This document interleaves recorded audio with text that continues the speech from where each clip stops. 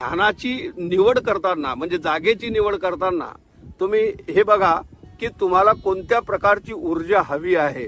या उच्च रक्तदाब मधुमेहासारख्या या सर्व याच्यातून हे होत असेल तर तुम्ही एकांतात जा, बाहेर निसर्गरम्य वातावरणात जा। जसं मी आता या ठिकाणी बसलो आहे, वरती असं आकाश आहे आणि सुंदर अशा ठिकाणी मी बसलेलो आहे।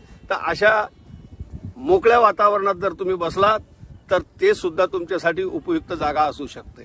पण वेळेच्या आणि याच्या अभावाने तुम्ही घरामध्ये जरी बसलात तरी तिथे मात्र कमीत कमी एकांत ठेवा आणि या सगळ्या ऊर्जांच्या दृष्टिकोनातून जवळ एखादं तुळशीचं झाड जे तुमच्या डोळ्यासमोर असणार नाही पण बाजूला कुठेतरी वेगळ्या ठिकाणी त्या रूममध्ये असेल, असं एखाद्या कुंडीमध्ये छोटासा वृक्ष तुम्ही तिथे ठेवू शकता।